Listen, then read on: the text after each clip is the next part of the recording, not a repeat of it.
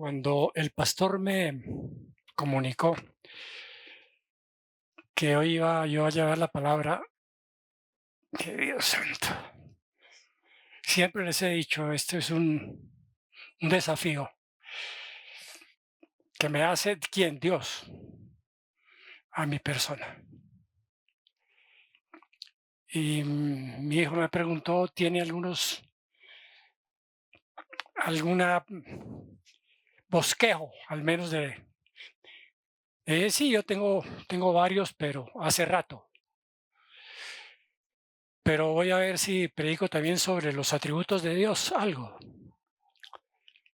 Digo, bueno, está bien.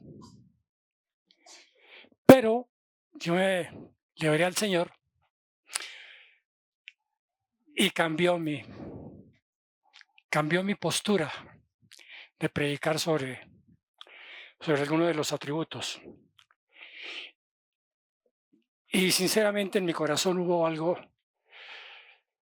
que primeramente iba a servir para mí, pero le dije yo al Señor, que sirva no solamente para mí, sino para la iglesia, que es importante. Y así fue.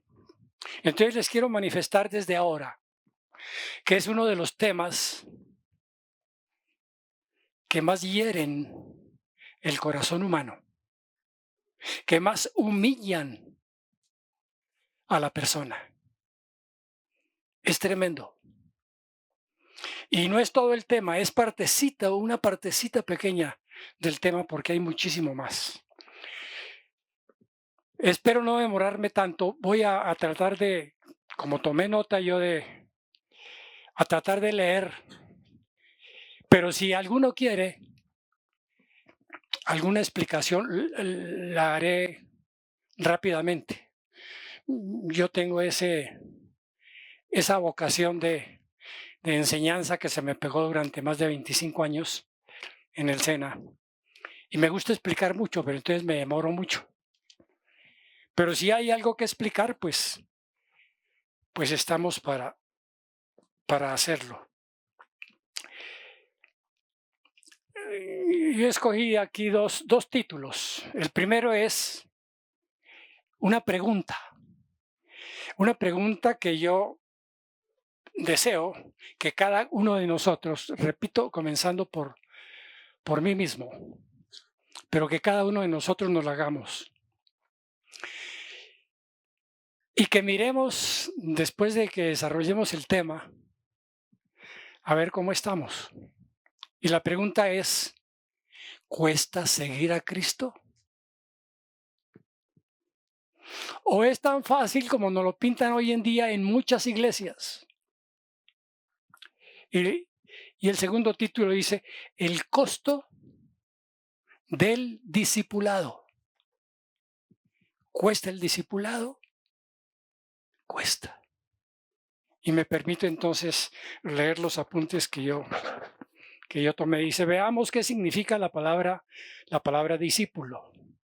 Dice, es una persona que es instruida por otra, que es enseñada y guiada por un maestro en alguna rama de la ciencia para que ejerza esta el resto de su vida.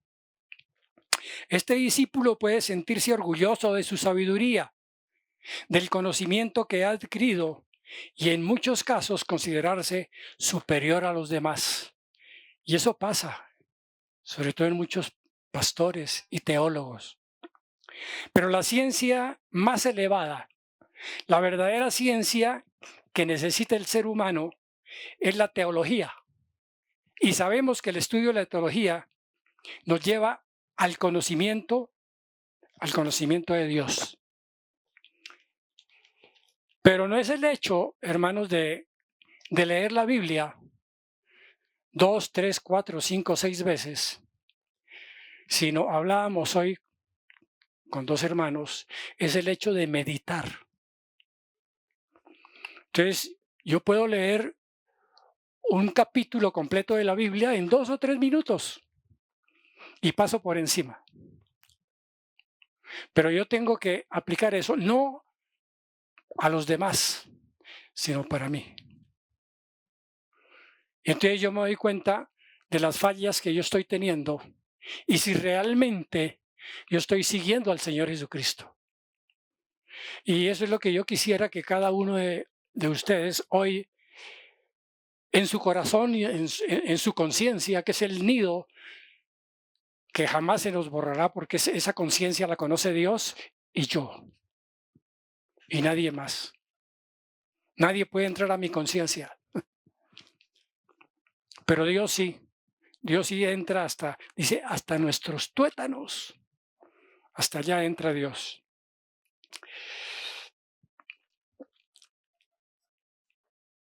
Dios es el creador de todo cuanto existe. Es nuestro hacedor, Dios soberano. Todo lo que respira, dice la palabra, mendiga a Jehová. Y nosotros tenemos que bendecir al Señor. Esa ciencia de la tecnología, perdón, de la teología, la encontramos en una sola parte. ¿Y cuál es esa parte? ¿O cuál es ese libro? Todos lo sabemos. La Biblia. Ese es el libro, la palabra de Dios. No existe otro libro igual que nos revele a Dios como la Biblia. Juan, si podemos leer Juan 8, del 31 al 32. El Señor Jesús le decía a los judíos que habían creído en Él lo siguiente, dice, si vosotros permanecéis en mi palabra, repito, si vosotros permanecéis en mi palabra, verdaderamente sois mis discípulos. Si vosotros permanecéis, no solamente leer, y de eso hablábamos hoy, es meditar. ¿Y qué es meditar? Yo les decía, podemos leer un título completo, un versículo, no, un tema completo de la Biblia, un capítulo de la Biblia en 2 o 3 minutos. Pero yo tengo que comenzar a meditar en eso que leí por lo menos una semana. Y si yo lo medito durante una semana, se me queda para toda la vida. Esa es la intención. Y esa era la intención del Señor Jesucristo con sus apóstoles, de que ellos meditaran lo que les decía. Y duró 3 años con ellos, 3 años. Y en esos 3 años, uno de los primeros que el Señor reclutó, por así decirlo, como discípulo fue ¿a quién? Al apóstol Pedro. Y el día que apresaron, que prendieron al Señor Jesucristo, Pedrito, que había estado, perdónenme la expresión, Pedrito Simón, ¿no? Que había estado 3 años escuchando al Señor, viendo los milagros del Señor, lo negó 3 veces. Escúchenme eso, hermanos. Y el Señor les había repetido con otras palabras que meditaran sobre sus propias vidas y les advirtió precisamente lo que es el tema de hoy. Repito, dice, Jesús les decía a ellos, si vosotros permanecéis en mi palabra, verdaderamente sois mis discípulos y conoceréis la verdad y la verdad os hará libres. Y uno se pregunta, si uno conoce la Biblia y en la Biblia va a conocer la verdad, que me va a hacer libre Dios, ¿libre de qué? ¿De qué me puede hacer libre Dios? ¿Alguien me quiere responder? ¿De qué? Me hace libre de una cosa que es bien importante. Libre de la deuda que yo tenía con Dios. Libre de la deuda que yo tenía con Dios. Es decir, ¿cómo se llama eso teológicamente? ¿La qué? Redención. Redención es comprar lo que se había alejado de mí o lo que me habían quitado. Entonces, dice, os hará libres. ¿Por qué? Porque cuando yo soy justificado, inmediatamente yo puedo tener una comunión con Dios. Dios me permite entrar a ese lugar santísimo y comienzo a tener una comunión real con Dios. Cuando soy justificado, y para ser justificado yo necesito primeramente arrepentirme. Ahora, el Evangelio lo pueden escuchar muchas personas. De esas muchas, póngale 100, que 1 o 10 por mucho acudan al Evangelio, crean en el Evangelio y se arrepientan de verdad. Entonces, de lo primero que vamos a gozar es de la paz con Dios. Ya estamos en paz. Es como si yo hubiera tenido una deuda de millones de pesos y de pronto me llama alguien, me dice: Luis Alfredo, no se impresione que yo ya pagué su deuda. Eso fue lo que hizo Dios con nosotros. Yo tenía una deuda con Dios, pero Él la pagó en la cruz del Calvario. En Mateo 16:24 dice también el Señor a sus discípulos: si alguno quiere venir en pos de mí, pónganle atención, Mateo 16:24, si alguno quiere venir en pos de mí, niéguese a sí mismo, tome su cruz y sígame. Entonces podemos preguntarnos, ¿en qué consiste el discipulado cristiano? En ir en pos de Jesús, esa es la respuesta. El discipulado consiste en eso, en ir en pos de Jesús. El discípulo verdadero sigue a Cristo en el dolor para seguirle en la glorificación.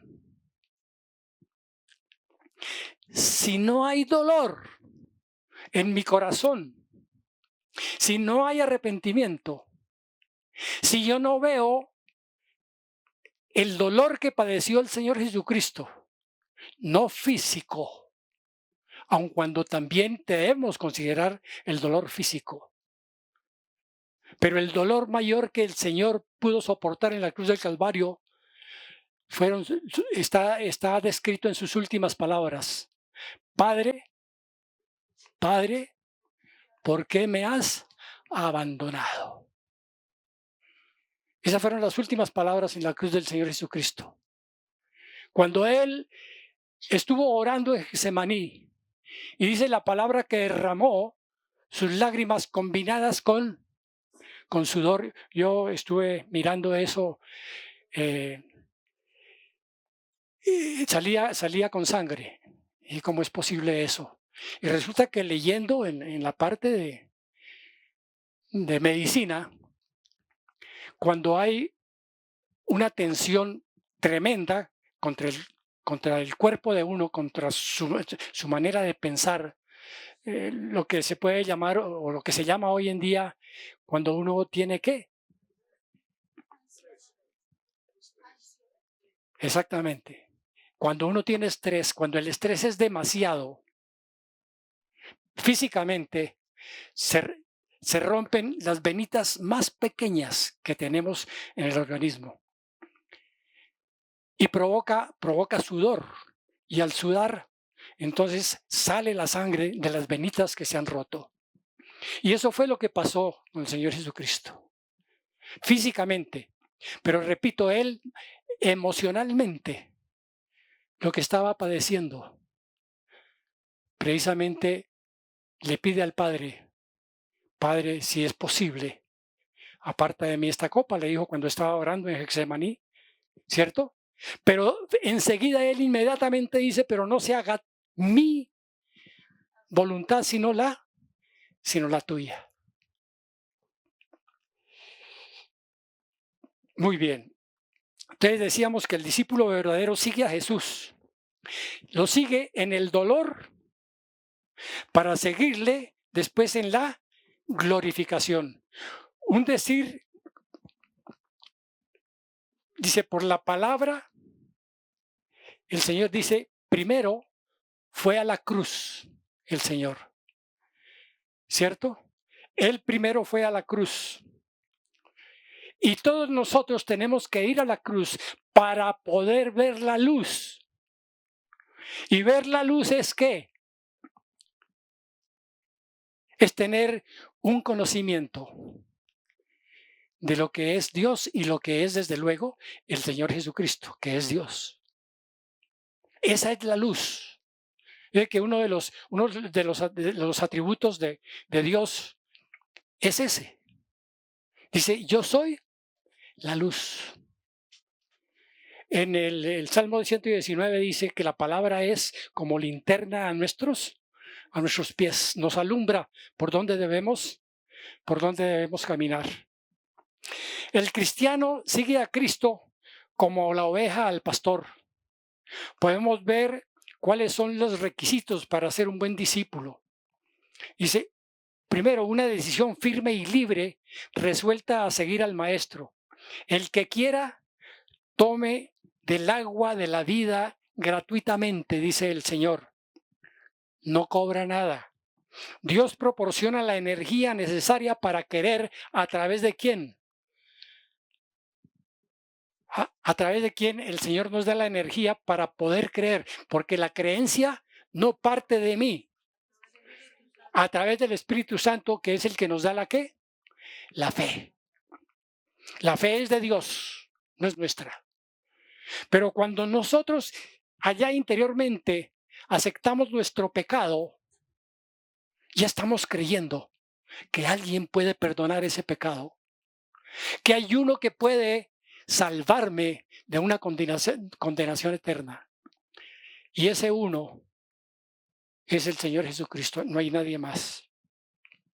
Dios proporciona la energía necesaria para querer. Otra cosa es negarse a sí mismo, y esto significa negarse a ese yo que nos lleva a ser egocéntricos, autosuficientes, no seguir nuestros propios placeres, sino depender en todo de Dios y hacer todo cuanto su buena voluntad tiene para con nosotros, tanto en todas las acciones buenas, todo lo que nos sucede a nosotros, como también en las acciones o en todas las circunstancias, mejor, en las circunstancias malas también. Todo discípulo de Cristo debe tomar su propia cruz, y seguirle, debe ser un acto de la voluntad del discípulo, pero que ha sido preparada y elegida por Dios. Otra cosa, seguirle, el hecho de que le seguimos a Él en esto, nos ha de consolar porque Él fue delante de nosotros. Él fue primero que nosotros. Nos mostró el camino, llevó el peso más fuerte, los pecados de toda la humanidad. Los pecados de toda la humanidad llevó el Señor Jesucristo. Pues la cruz que para Él fue maldición, para nosotros ha sido, ¿qué? Bendición. Para la cruz, para Cristo, la cruz fue una maldición. Ahora, ¿por qué? Porque dice que todo el que sea matado o muerto en la cruz, en un madero, es anatema, es maldición. Este seguimiento lleva los mejores honores que, óigame bien esto, este seguimiento lleva los mejores honores que una persona pueda aspirar, y es en vista de estos honores de valor eterno como hemos de mirar las cosas del mundo. Entonces, nosotros tenemos que mirar todas las cosas que tenemos actualmente. Tenemos una casa bonita, grande, muebles al pelo, un carro último modelo, la mejor ropa, tenemos todo eso. Consideren eso con los sufrimientos de Cristo. Considérenlo, compárenlo. Dice que el mayor gozo que puede haber para nosotros es la muerte de Cristo. Parece una contradicción. El mayor gozo que hay para un ser humano es la muerte de Cristo. Si Cristo no hubiera muerto, todos moriríamos eternamente con él, porque cuando Cristo no podía morir porque es Dios. Murió la parte humana de Cristo, pero el Espíritu de Cristo jamás murió. Bien, el negarse a sí mismo y tomar la cruz son lecciones muy duras. Si seguimos el consejo de la carne y el consejo de la sangre, no las aprenderemos jamás, nunca. Pero si contamos con el Señor Jesucristo, Él nos dará las explicaciones oportunas a fin de que nos libremos de lo que en ello va en juego. Es decir, lo que ello va en juego es si nosotros seguimos en nuestra propia voluntad haciendo lo que nos dé la gana, vamos a tener que condenación eterna. El mandato del Señor Jesucristo de negarse a sí mismo es el llamado al discipulado. Repito, el mandato del Señor Jesucristo de negarse a uno mismo es el llamado al discipulado. Por eso yo les invito, una vez más, como lo ha hecho muchas veces aquí el pastor, por favor,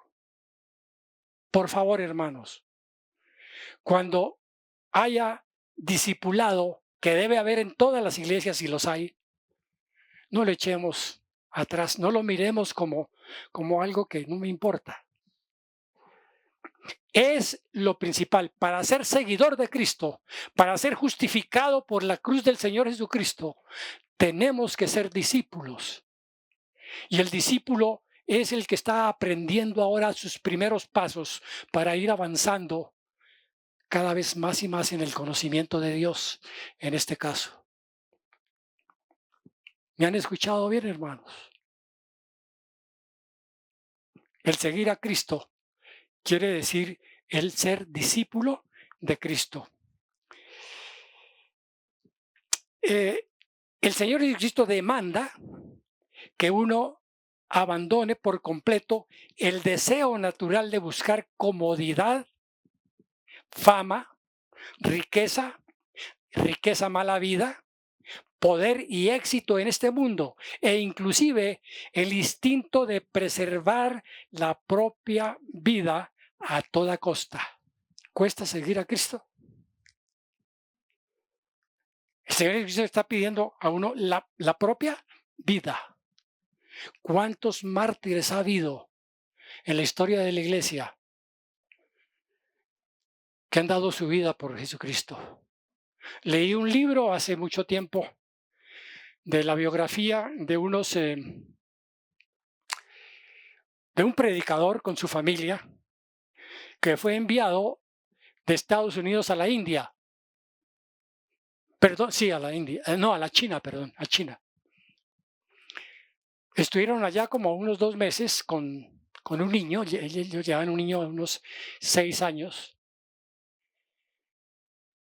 Y estaban en una aldea. Y de pronto llegó el ejército chino. Y lo cogieron a él, abrieron un hueco profundo de más de 3, 4 metros. Metieron ahí al pastor y a su esposa y al niño y comenzaron a botar la tierra. Y el niño le pedía al papá, porque le decían al papá que renunciara a Cristo, que renunciara a ese nombre, que no tenía por qué predicarlo porque ellos tenían sus dioses. Y el niño le decía, papito, por favor, renuncie. Y él no renunció y los enterraron vivos a los 3. Eso es dar la vida por Cristo. ¿Qué hemos dado a nosotros, hermano? ¿Qué hemos dado? Pregúntense eso, mediten sobre. Entonces, podemos nosotros mirar que el camino del rechazo y el sufrimiento del Señor Jesucristo nos abre paso a todos nosotros. a los que le podemos seguir. Nos abre paso. El llamamiento de Jesús a negarse a uno mismo y seguirle es una invitación a la salvación. No es el ofrecimiento de una vida de santurrón, ni a un segundo paso de fe posterior a la salvación. El evangelio extraño, como el fuego que ofrecieron Nadab y Abiú, de hoy en día nos asegura de una vida de toda circunstancia buena, agradable a nuestras ambiciones personales, al disfruto de todos los placeres. Esta enseñanza actual que separa el discipulado de la salvación aparece en oposición a la verdad de las Sagradas Escrituras. Toda persona que confiesa haber aceptado al Señor Jesucristo como su Salvador y Señor es un verdadero discípulo. En Mateo 28, 19, 20, conocido por todos nosotros, habla el Señor Jesucristo sobre la gran comisión y dice que les dije a los discípulos que vayan al mundo a ser discípulos. A hacer discípulos. Ese es el mandato de Dios. No es a formar gente religiosa para llenar las sedes de las iglesias, sino gentes que verdaderamente se arrepientan de sus pecados y crean que Cristo tiene el poder para perdonar esos pecados. Cuando Jesús llama a sus discípulos, los instruye cuidadosamente sobre el costo de seguirle. Advierte o advertía a los que pensaban hacerse sus discípulos para que midieran el costo cuidadosamente. En Lucas 28:30 dice, porque ¿cuál de ustedes, queriendo edificar una torre, no se sienta primero y calcula los gastos a ver si tiene lo que necesita para acabarla? Entonces, ahí está, por ejemplo, la palabra meditar. Siéntese a meditar. Que le digan a usted, cualquier persona que va a una iglesia, y les diga que ustedes tienen muchas, pero muchas ventajas, muchísimas. Y le nombra varias de esas ventajas al conocer a Cristo. ¿No? Que Dios es bueno. Dios tiene un plan maravilloso para su vida. A usted se le van a quitar todos los problemas que hay. El Señor le va a cuidar de todo, hasta del perro que tiene en su casa, se lo cuida el Señor. De manera que venga a mi iglesia, a eso nos enseñaron a nosotros, a mí hace 50 años que me enseñaron eso, a ir a evangelizar de esa manera. Venga a mi iglesia y verá que todo le va a cambiar. Y las cosas no son así. El que se compromete verdaderamente a ser discípulo del Señor va a pasar por las penas que el Señor pasó seguramente. Pero hay tanta gente, especialmente hoy por la cuestión de esto. Conocí personas en Bogotá que tenían hasta 3 y 4 puestos. Eran empleados de varias por horas, pero trabajaban, tenían que levantarse a las 4 de la mañana y llegaban a las 11, 12 de la noche a la casa. Y sus familias completamente desbaratadas, sus hijos especialmente. Porque era que había que conseguir esto. Porque es que mi vecino tiene un carro mejor que el mío. Y yo tengo que superarlo. Ojo con esas cosas, hermanos. El problema es que miles de personas todavía no prestan atención a la advertencia de Cristo. El resultado de la cristiandad, de lo que se llama cristianismo nominal. Hoy están las iglesias llenas de cristianos nominales. ¿Saben qué es un cristiano nominal? ¿No? ¿Saben qué es una nómina? Un listado de personas que trabajan en una empresa. Esa es la nómina. Entonces, ese cristianismo nominal es que yo voy a la iglesia y claro, el pastor me acoge y, y allá tienen un libro y me anotan en ese libro. Ahí estoy en la nómina de la iglesia, pero no estoy en Cristo. Y las iglesias hoy en día están repletas de esa gente. Y sobre todo las iglesias más grandes. Quieren ganar personas a través de mostrarles ese, ese lema que hay para, por el cual tantas personas viajan a los Estados Unidos sobre cuestión de riqueza. ¿Cómo es que se llama eso? ¿El qué? El sueño americano. ¿Y sabe cómo surgió el sueño americano? Por allá en 1700 y pico, supieron que en la parte oriental de los Estados Unidos, en las montañas había oro para botar para encima y se fueron todos por el oro. Ese es el sueño americano, tener de todo y tener en abundancia. Y hay unas estadísticas, creo que eso cambia, que uno de los países que más derrocha alimentos, que más bota alimentos, son los Estados Unidos. Yo vi un video donde un señor entra, pide un plato, pero, perdónenme la expresión, una vaina así. Comió menos de la mitad, salió y el resto lo botó a la caneca y la basura. Ese es el sueño americano. Y mucha gente se va con el propósito de conseguir ese sueño americano y hay muchos que les ha ido mal. Muy bien. En muchas partes del mundo hay muchísimas personas que se cubren con una máscara cristiana. Es algo vistoso, pero superficial.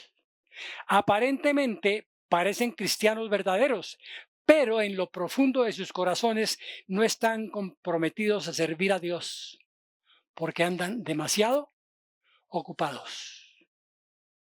A veces nos ocupamos, a mí me pasó eso. Me ocupo yo más de mi familia que de Dios. Amo más mi familia que a Dios. Ahora, eso le parece a uno como feo, pero vamos a ver qué nos dice la palabra. Muy bien. La religión de estas personas es que siempre piensan y de pronto viven como en una cama muy confortable. Y esto los protege de su vida desordenada, siguiendo en sus mismos pecados de ayer y no se sienten cómodos y no se sienten incómodos. No nos sorprende que la iglesia actual sea el tema de los críticos que hablan de la hipocresía que hay en las iglesias.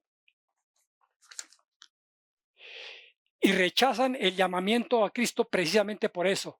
Para muchas, la iglesia es una empresa contra incendios.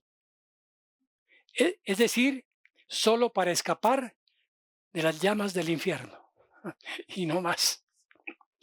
Un cristiano verdaderamente arrepentido de sus pecados es alguien que ha dejado atrás su vida pecaminosa y que se compromete realmente a servir a su Señor. Un cristiano verdadero ha visto su maldad interior y ahora es una persona nacida de nuevo que sirve a la causa de Cristo y su fe se manifiesta en sumisión y obediencia. Cristo para él es una persona que salva y es una persona de autoridad, es decir, es su Salvador y es su Señor, es su Señor. En todos los actos de la vida de una persona, para poder agradar realmente a ese Dios. Es un discípulo humilde y manso, que cuando falla busca el perdón de Dios y no vuelve atrás. Esa es su nueva posición como una persona justificada que no desea hacerle mal a otro.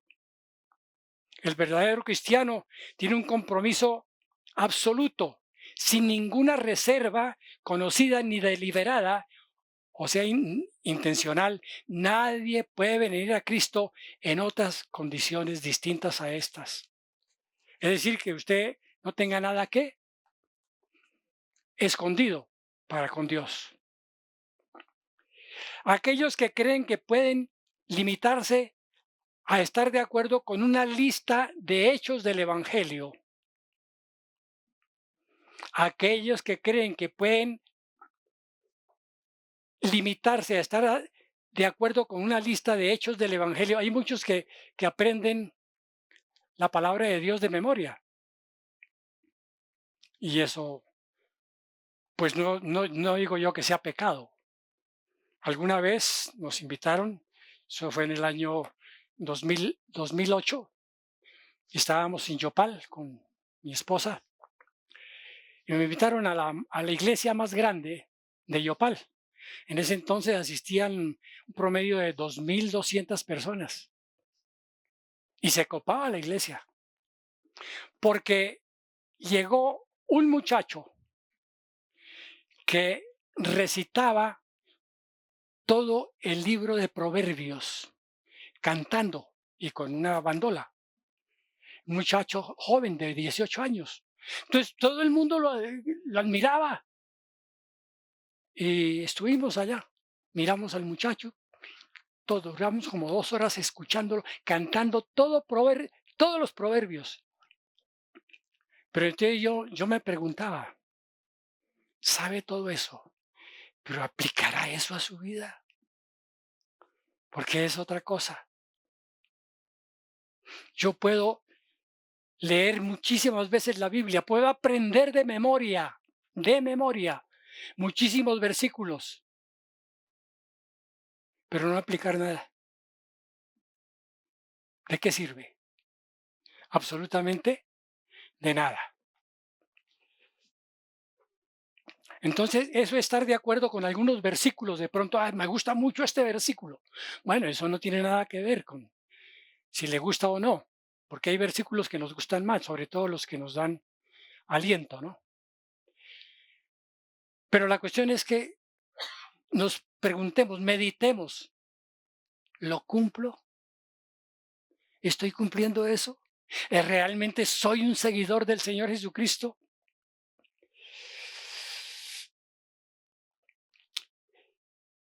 Esto nos lleva a que nosotros estemos preguntándonos siempre, precisamente, ¿somos cristianos? Debe examinarse la persona a sí misma para comprobar si están viviendo en la verdadera fe. Voy a darle algunos versículos, dice 2 Corintios 13:5. Y en Mateo 10, perdón, 32 al 39, Jesús retó a sus discípulos. Vamos, por favor, Lucho, Mateo 10, versículos 32 al 39, ¿lo puede leer? ¿Cómo les parece esa partecita de la palabra? ¿Les gusta?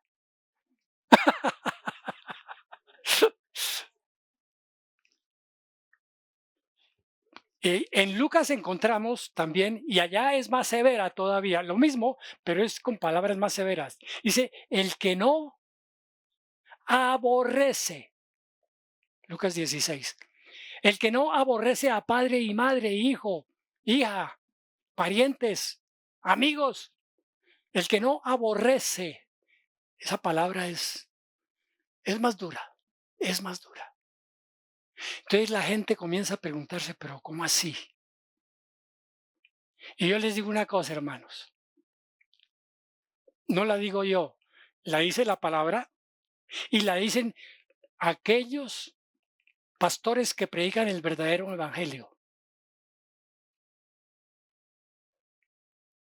La dicen que es duro, pero bien duro.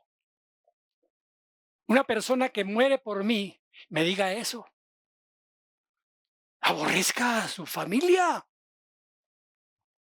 Pero eso no lo debemos entender así.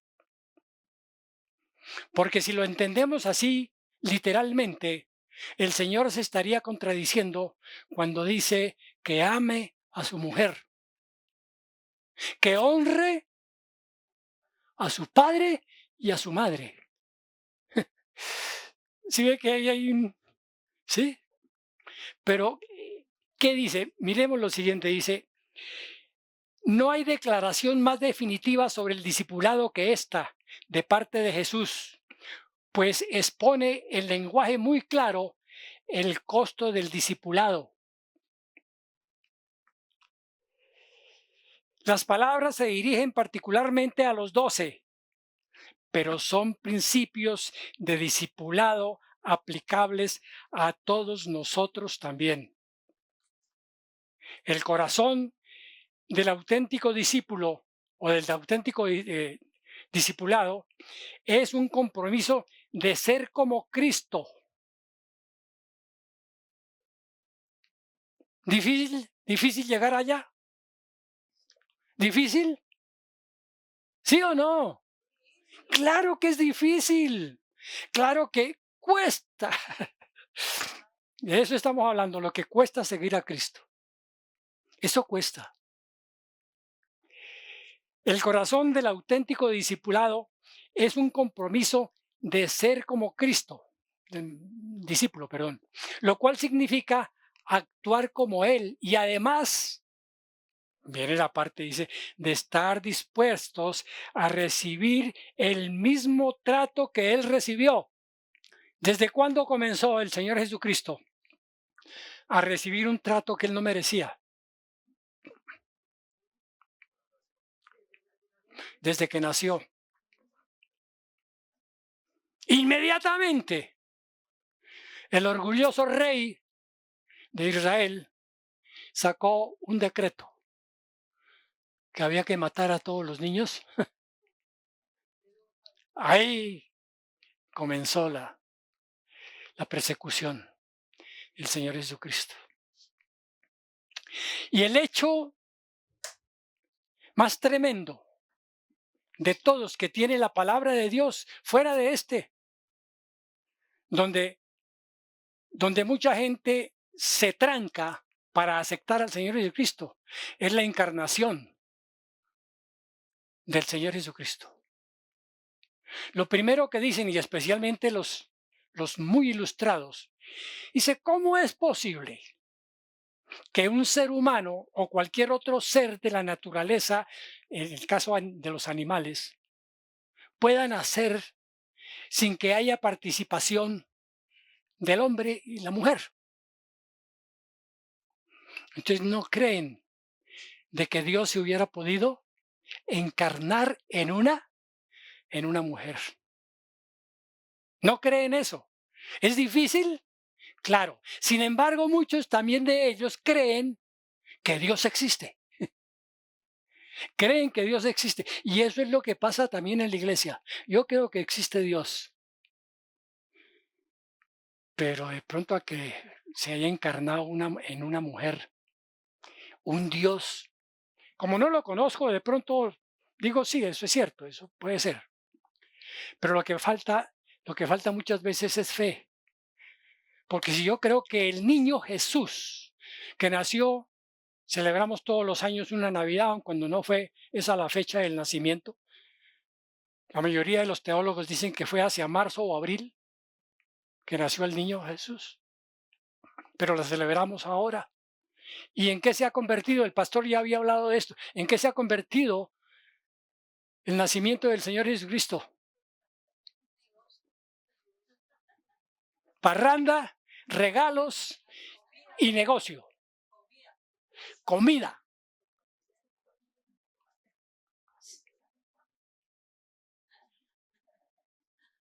Y dice que Él sufrió la cruz del Calvario. ¿Haciéndose qué? Haciéndose pobre. Haciéndose pobre.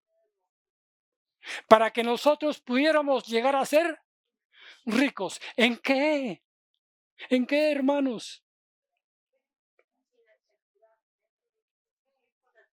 En todo lo que Dios nos ha dado, su gracia primeramente. Su gracia que es el receptáculo del resto de las cosas que Él nos ha dado.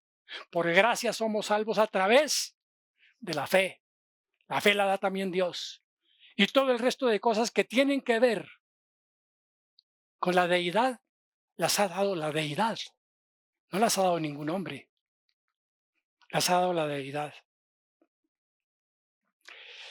Muy bien. Significa enfrentarse a un mundo que niega a Dios y rechaza al Señor Jesucristo.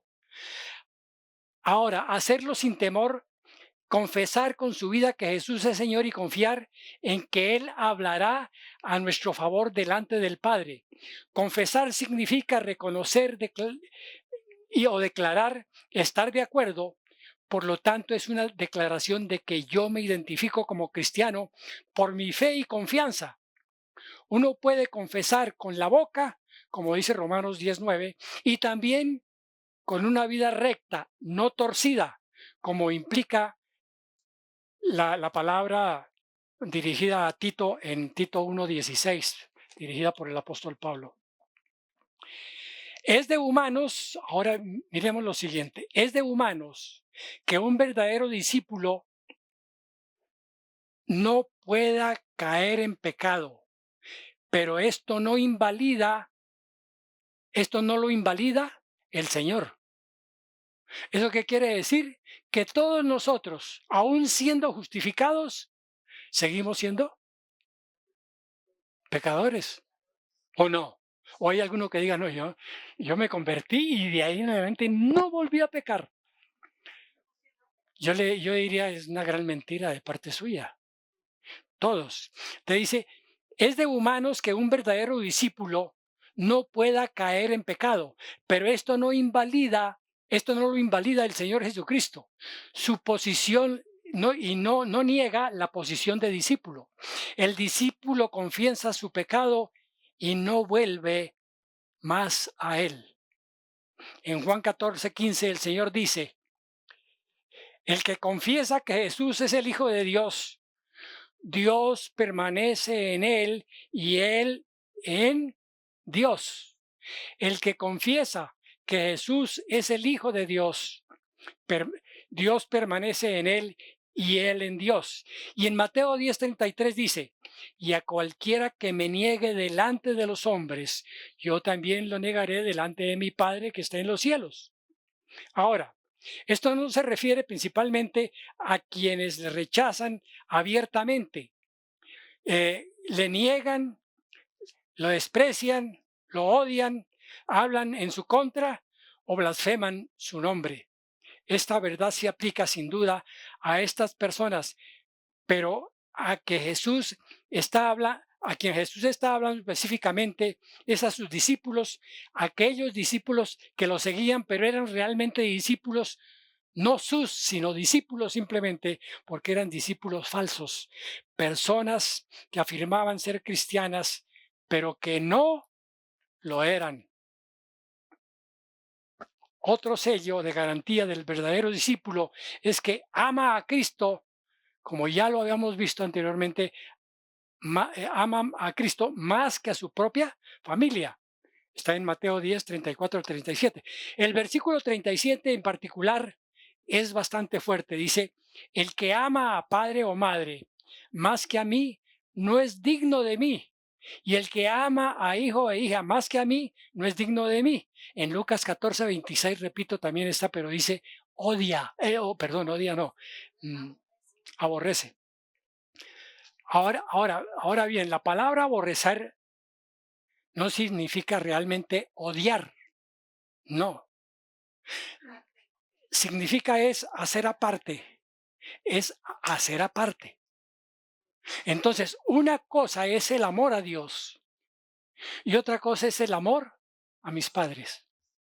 Y ese amor que yo tenga por Dios es el amor que se deriva para mis padres. Porque ningún otro ser fuera de Dios puede darnos a considerar y estar en nuestra conciencia que siendo mi padre yo tengo que amarlo, que siendo mi madre yo tengo que amarla, que siendo mi hermano yo tengo que amarlo. Cristo no nos está diciendo ahí que odiamos a nuestra familia, sino que tiene su parte especial de amor. Pero es un amor que semeja, escúcheme bien, es un amor que semeja el amor de Cristo por nosotros. Y lo hemos visto en la enseñanza de cómo ser un padre, y lo están viendo ahora en la otra, ¿cómo es que se llama? Hombría al máximo. Y ahí enseñan cómo ser padre. Pero la enseñanza más, diría yo, no digo más real, no, porque la otra también es real, sino la que más nos debe importar a nosotros es de quién viene esa enseñanza. Esa enseñanza viene de Dios mismo. Ama a padre y madre. Y le dice al padre, usted es el jefe de la casa y usted tiene que proveer. Por eso dice, ojo, fíjese a ver lo que va a hacer. Usted tiene que proveer para su familia. Eso le dice. Usted tiene que alimentar a su familia con la palabra de Dios. Preguntémonos eso. Como padres lo estamos haciendo. Porque es que ni siquiera asistimos al discipulado. ¿Cómo podemos enseñar a nuestros hijos? ¿Cómo, hermanos? ¿Cómo un maestro puede enseñar matemáticas si no sabe ni pío de matemáticas? Muy bien. Entonces, para ser discípulo, literalmente tenemos que aborrecer a nuestra familia. Esto no es un llamamiento al odio, pues hay muchos versículos que nos llaman a amar a nuestra familia. Muy bien. Y dice que aún tenemos que dar nuestra propia vida. Jesús está diciendo que debemos ser incondicionalmente leales a Él, incluso por encima de nuestras familias y sobre todo por encima de nosotros mismos. La palabra nos enseña a no negar, a negarnos a nosotros mismos, a considerarnos muertos, a echar a un lado el viejo hombre y a tratar nuestra inclinación egoísta de nuestro ser como con el más completo desprecio. Esta es la misma actitud que hemos de tener respecto a nuestras posesiones e incluso nuestra propia familia. Así tiene que ser cuando uno quiere seguir a Cristo. Esa es la esencia del discipulado cristiano. Sin discipulado, usted no puede seguir realmente a Cristo. Que el Señor nos bendiga, que el Señor nos dé a nosotros, como siempre nos ha dado, nos siga dando su luz admirable. Dice que es la luz admirable. Es decir, la luz que merece realmente elevarla. Lo más alto que hay es la luz de Cristo. Y eso debemos ponerla en primer lugar, porque no solamente es la luz que nos alumbra el camino, sino es el pan que nos da vida. No esta vida, no esta vida, sino la vida eterna. Ese es el pan que nos da el Señor. Por eso dice, yo soy el pan. Él cuida de nuestra vida, es el pastor que nos cuida a nosotros. Tantas cosas nos hubieran eh, sucedido si no pasa esto. Pero pasó eso. ¿Y de quién es esa decisión de que pasara algo que no nos afectó a nosotros? Solamente de Dios. ¿Cuántas veces habremos estado nosotros en peligro de muerte y Dios nos ha librado? Yo tengo una pequeña, digo yo, una pequeña historia. Cuando llegamos de Yopal, A mí hacía más de 50 años no me daba gripa, no me daba gripa. Me daban los síntomas de la gripa, pero entonces sentía yo algo peor que la propia gripa, como que se me bajaba la tensión y yo sentía morirme. Bueno, llegué a Sogamoso y como a los 12 días, un domingo amanecí tan mal, porque me pegó la gripa desde el sábado. Él sí se vino, se vinieron los que estaban en casa y yo quedé solo. Entonces yo tenía esta misma Biblia, la Thompson. Y yo comencé a orarle al Señor porque me sentí realmente mal. Yo creí que era mis últimos minutos en esta tierra. Me sentí muy mal. Comencé a pedirle a Dios, que Dios deme algo. Y me dio a leer, y yo eso no lo vayan a hacer todos ustedes, pero me dio, y abrí en el libro de Isaías, pero desgraciadamente no anoté el versículo. Pero era un versículo que decía de más o menos que él estaba mirando lo que yo estaba sintiendo y que le estaba pidiendo que no quería morir, porque uno no quiere morir, y que tuviera fe, que tuviera la esperanza que me iba a sanar. Leí el versículo y más o menos a los 10 minutos estuve divinamente. El- lo que contaba hoy Karen, ¿no? Y yo le decía a Dios, aún con algunas dudas, tú me sanaste, porque me sentí mal. Y ha habido otras ocasiones. Ahorita con mi juventud, ayer hablaba con una señora que tuvo un accidente, se cayó y le encontré con un ojito así, negro todo esto. Y le preguntaba yo, su merced, ¿cuántos años tiene? No quiso decirme la edad, no quiso. Le dije, ¿sabe cuántos años tengo yo? Dijo, no sé. Le dije, voy a cumplir ahora, dentro de 2 meses voy a cumplir 83 años. Me dijo, no. Y sí, sí. Le dije, yo sé que su merced de todas maneras es menor de mí. Dijo, y eso sí dijo.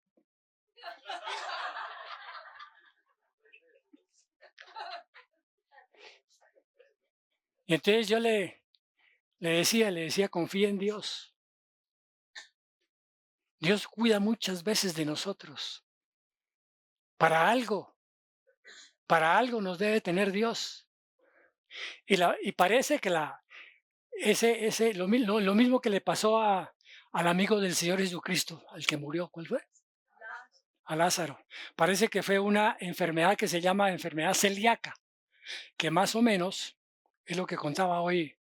La enfermedad celíaca es una enfermedad del estómago que la persona dura una semana durísima, que no puede hacer sus necesidades. Y la siguiente semana es solo agua. Esa es la enfermedad celíaca. Y parece que tanto Lázaro como Ezequías sufrían de eso. Y el Señor lo sanó. Pero también le dijo lo mismo que a Lázaro le pasó lo mismo. Lázaro volvió, la verdadera muerte de Lázaro después fue también por la misma causa que la primera. Era cuestión del estómago. Pero eso no quiere decir que todo el mundo vaya a morir por eso inmediatamente. El Señor nos puede guardar. Y repito, hay tantas ocasiones en que hemos estado en peligro y Dios nos aleja del peligro. Entonces tengamos confianza en Dios. Él es nuestro sanador y protector. No solamente nos sana, sino que antes de que nos sane es protector también. Él tiene salud que antes de que se enferme uno, preventiva, salud preventiva. El Señor nos sana antes de enfermarnos. como una contradicción, ¿no? Bueno, hermanos, muchas gracias. Gracias le doy, Señor, porque tu palabra, Señor, es verdad. Cuánta falta nos hace leer todos los días tu palabra, pero no solo leerla, sino meditarla, Dios. Que nuestra voluntad sea inclinada, Señor, no solamente a leer, sino a rumiar tu palabra, a pensar, Señor, que esa palabra no es para mi esposa, ni para mi hija, ni para mi hijo, ni para mis amigos, sino que es para mí. Esa palabra es para mí, no es para nadie más en ese preciso momento en que yo la leo, es para mí, Señor. ¿Y cuántas veces tú, Señor, nos has puesto a prueba y nosotros muchas veces desaprobamos? Señor, permite que tu palabra realmente sea luz a nuestros pies, a nuestro camino, que ese camino que siguió el mismo Señor Jesucristo, podamos nosotros recorrerlo, Señor, aún dándote gloria, aún, Señor, gozosos cuando haya dificultades en nuestra vida, que podamos decir con gozo que el Señor es nuestro protector y es nuestro pastor y es nuestra luz y es nuestro Salvador, y que no nos dejará abandonados en ningún momento, que jamás nos soltará de su mano si nosotros nos soltamos de ella. Él inclusive vuelve y nos busca si hemos nosotros sido justificados. Gracias, Señor, por esta palabra que tú me has dado y que nos has dado ya todo, Señor. Alabado sea tu santísimo nombre. Santificado sea tu nombre, como dice el ejemplo de tu oración. En todo el universo sea santificado tu nombre. Bendito seas por siempre, Dios, y que haya bendición en cada hogar de las familias que aquí están reunidas hoy, que estamos reunidos, y los que han faltado, Señor. Igualmente, Señor, que haya luz para muchas otras personas en el resto de las iglesias a donde asisten, Dios. Que haya luz para ellos, que tú seas esa luz, que tú seas el que guías y no el hombre, Dios. En el nombre precioso del Señor Jesucristo te lo pido. Amén.